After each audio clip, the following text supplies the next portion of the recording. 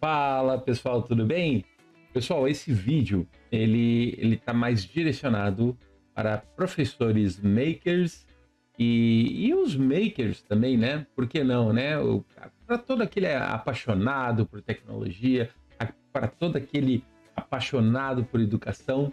Então, esse vídeo está sendo focado para essas pessoas para apresentar uma tecnologia já que existe já há um bom tempo, mas que aqui no Brasil ainda não se difundiu muito, né?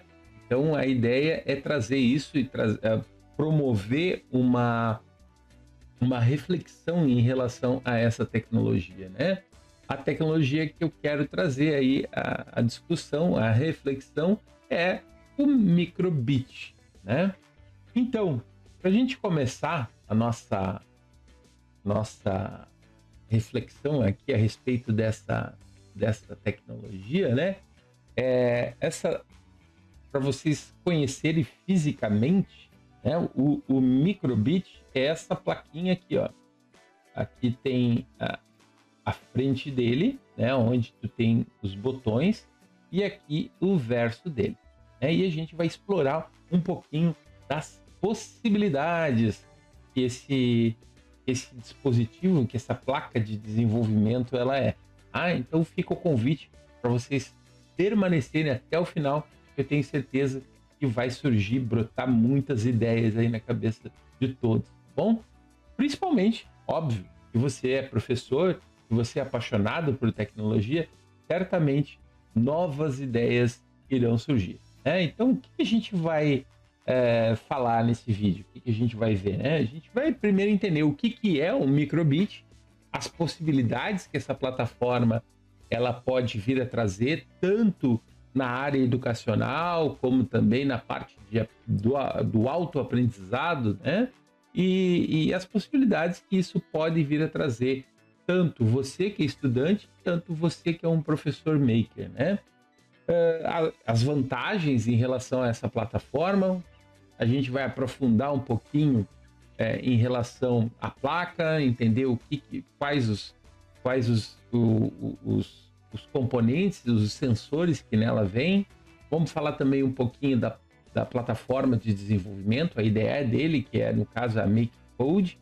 E existe também a possibilidade de utilizar não só a programação Python, mas também a JavaScript. Então a gente vai ver algumas possibilidades aqui nesse vídeo, tá bom? Então, primeira coisa que é interessante, tá, gente? A gente falar que o microbit, a ideia, a concepção dele, né, já vem de algum tempo. A promoção do desenvolvimento dessa plataforma, ela foi feita pela BBC. Sim, a BBC de Londres, né? Uma das grandes empresas de mídia de Londres, né? No caso da Inglaterra, ela promoveu, e só para vocês terem uma ideia, isso aí é uma coisa, o microbit é algo relativamente novo, né? Mas o interesse da BBC promover o ensino da programação, o ensino da eletrônica, vem desde a década de 80, tá? Então já existe essa promoção em relação ao aprendizado de novas tecnologias já há muito tempo. E a BBC ela promoveu isso em consórcio com outras empresas, né? E qual o objetivo, né, que o microbit traz, né? Essa plataforma de desenvolvimento, eu não gosto de dizer muito, o microbit em si não é a ideia de fazer, não é uma ideia de prototipagem em si, mas sim a ideia de desenvolvimento de ideias e soluções. Já quando se fala mais em placas de prototipagem, aí a gente deixa para outras plataformas, tipo o Arduino, tipo o Raspberry, tá? Então, enxerguem o microbit como uma ferramenta de aprendizado, tá? Isso é muito, muito importante. A gente já distinguir as diferenças de plataformas tipo o ESP, tipo o Arduino, tipo o Raspberry, que são soluções, digamos assim, um pouco mais profissionais, mais voltada ao desenvolvimento de um produto final. Já o microbit, sim, ele é focado 100% no aprendizado, tá? Então, pode-se dizer que uma das vantagens em relação a outras plataformas, né, é a simplicidade, tá? Realmente, desenvolver soluções em cima de microbit, principalmente direcionada na parte da educação, não só a parte robustista, né, mas a parte da educação, ela é considerada uma placa simples de se trabalhar, porque, primeiro, ela aceita desenvolvimento através de blocos, né, muito semelhante aos stretch, né, que existem em outras plataformas. Ela aceita Python, ela aceita JavaScript e a gama de possibilidades de projetos práticos, divertidos, interessantes é muito grande. E uma das coisas que, ao meu ver, no papel de professor, e principalmente na ideia de compartilhar informação, é a quantidade de documentação e uma comunidade muito, muito envolvida. Inclusive, existem hackathons envolvidos, feiras. No Brasil, tá? No Brasil ainda não, digamos assim, não entrou com toda a força. Mas em outros países, o microbit, sim, ele é muito utilizado e é uma placa muito querida no âmbito educacional, né? Bom, então o que acontece? Falei para vocês que a BBC foi a principal mantenedora dessa ideia, desse projeto, mas outras empresas foram envolvidas, inclusive a própria Microsoft, a Samsung, entre outras empresas se envolveram nesse projeto para promover essa ideia de educação para os jovens, né? E essa placa, além de promover inúmeras vantagens, né, ela não só promove o conhecimento na parte de desenvolvimento de software, mas também na parte eletrônica, porque existe muita eletrônica na placa e tu tem que entender o funcionamento dos sensores, o funcionamento de toda a estrutura da placa. Isso acaba agregando muito conhecimento. E em relação a quando ela foi lançada, tá? A sua primeira versão foi lançada em 2015, tá? E aonde foi lançada ali milhares de placas no mercado e teve um grande aceito no mercado. Mas como eu falei para vocês, isso aí veio uma ideia desde a década de 80, tá? Então, mas em 2015 realmente foi um grande boom, porque foi quando lançaram, no caso, o microbit, a plaquinha de desenvolvimento, né? Mas, obviamente, existe um histórico aí envolvido, né? Que a iniciativa para o desenvolvimento dessa placa começou em 2014 e em 2015 ela foi lançada essa primeira versão. E logo em seguida, no ano posterior, em 2016, teve um sucesso enorme, tá, gente? E aí começou a surgir, inclusive, fundações que começaram a utilizar o microbit como ferramenta de aprendizado. E já em 2020 surgiu a versão 2 da placa. No caso, hoje a gente está na versão 2.2, tá?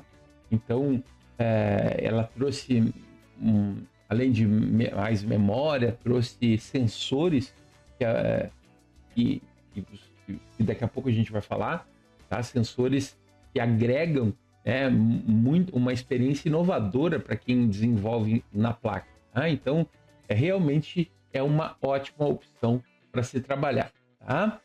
Bom, possibilidades eu tenho, né? Quando se fala em tecnologias maker e hoje, como o assunto é o microbit, né? Trazer essa provocação até mesmo para quem não conhece, buscar um pouco mais dessa informação, né? O que esse aprendizado maker nos traz, mas com um foco no microbit.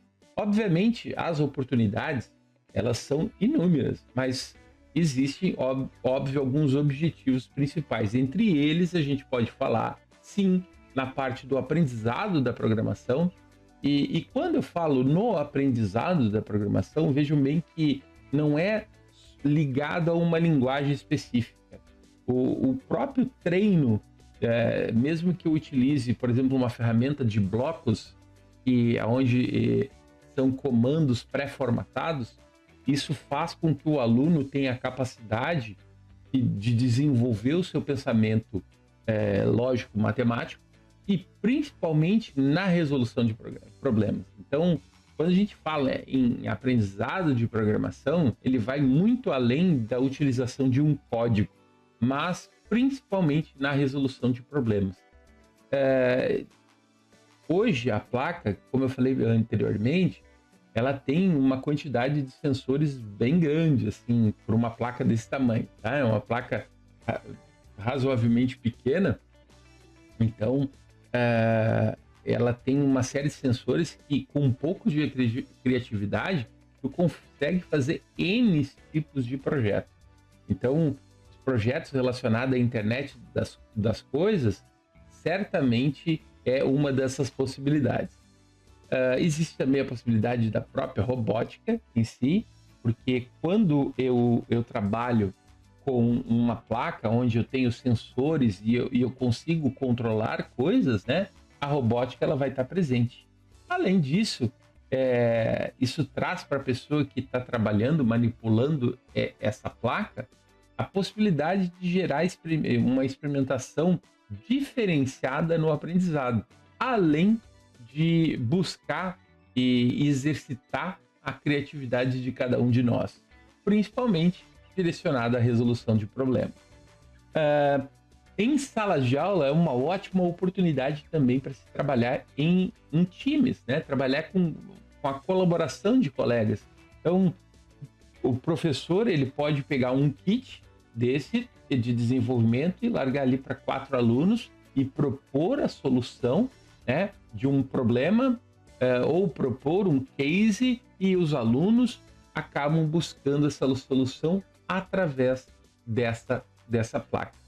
Então, vejam que as possibilidades são inúmeras quando se trata de um aprendizado maker, né? E principalmente quando se tem um suporte em cima de uma plataforma de desenvolvimento que nem essa. Bem, óbvio, tá, Marcelo, mas até então, que diferenciais eu posso ter em relação, por exemplo, ao Arduino, né?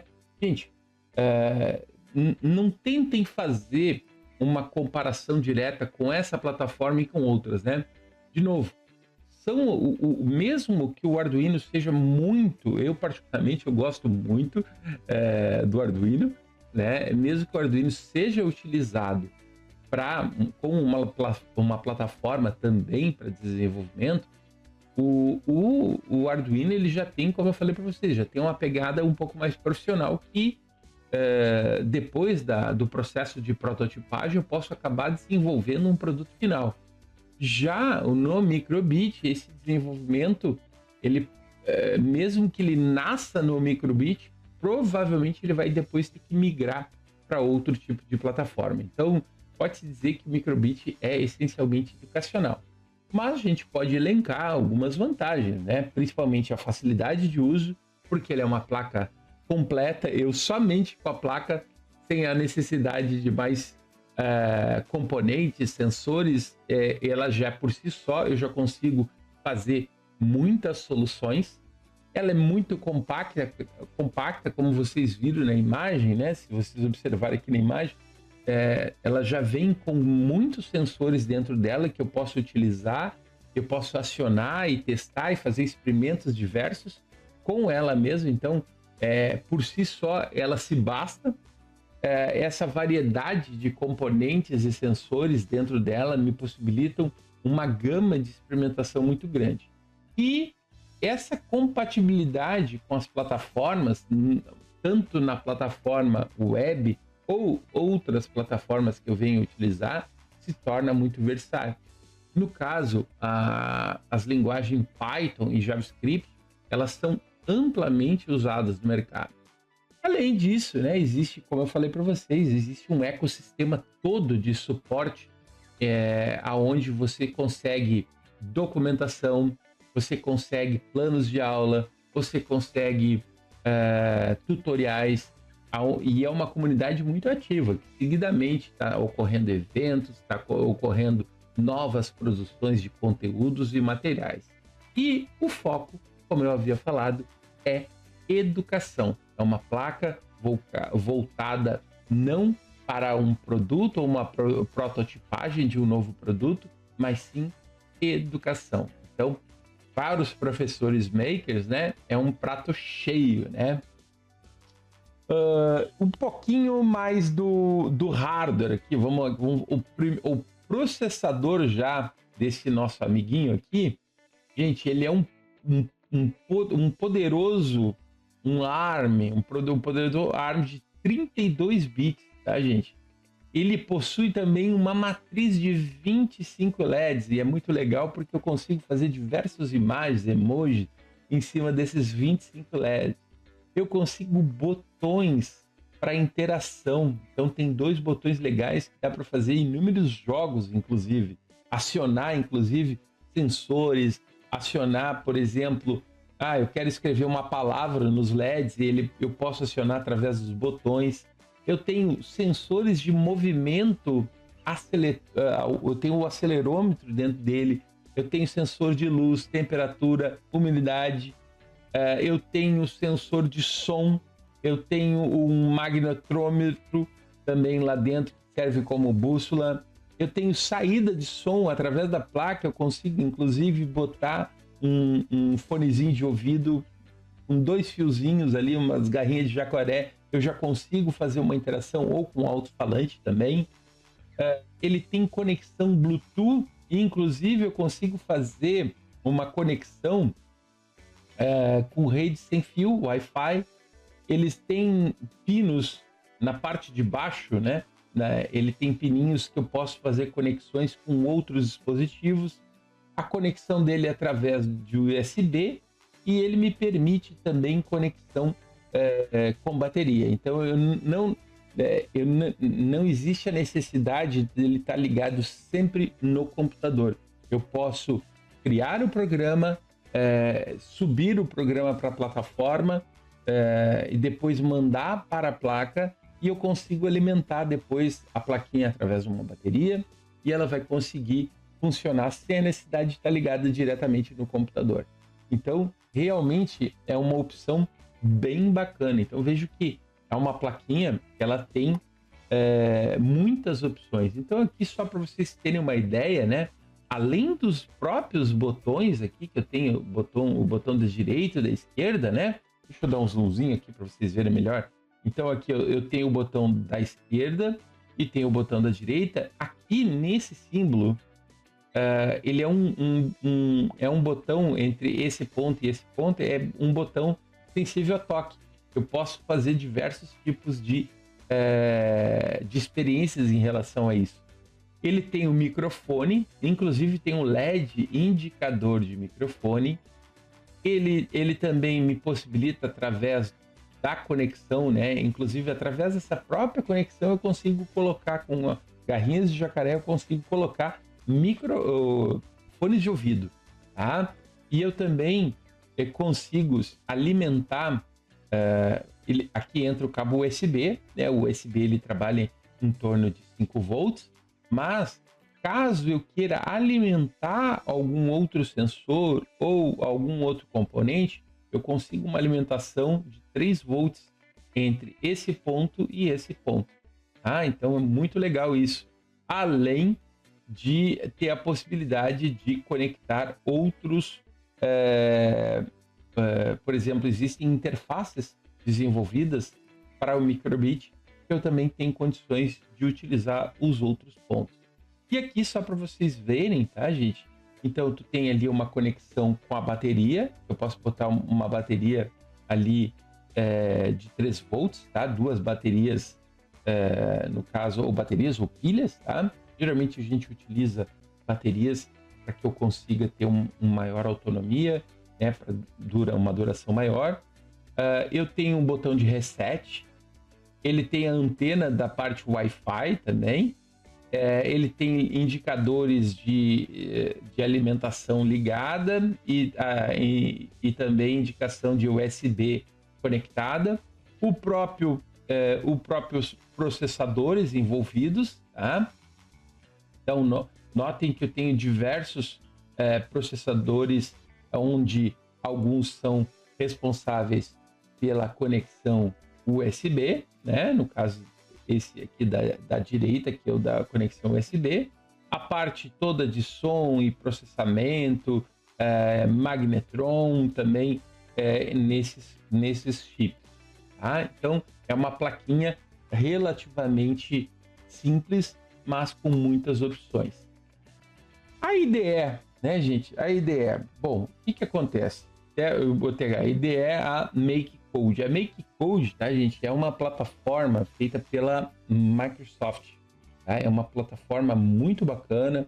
Ela possibilita eu utilizar a interface em blocos e possibilita também utilizar a linguagem Python ou também o JavaScript. Tá? Então, é uma plataforma, vejam que é muito bacana. Inclusive, ela vem com um simulador. Então, tu pode criar toda a solução na plataforma IDE, né? Tu pode criar toda a solução e aí tudo que tu fizer aqui nessa plaquinha aqui vai aparecer. Então, tu consegue programar tudo. É muito bacana desenvolver para microbit nessa interface, porque me possibilita já criar o meu código ou criar os meus blocos de acordo com o que eu necessito, né? E isso vai refletir na simulação. Então, eu não necessariamente eu preciso da placa em mãos. Eu já posso começar o meu aprendizado antes mesmo de ter essa placa, certo? Então, vejo que é uma interface bem bacana, bem intuitiva. Inclusive, na parte de cima, eu posso escolher depois migrar a solução que eu criei em blocos.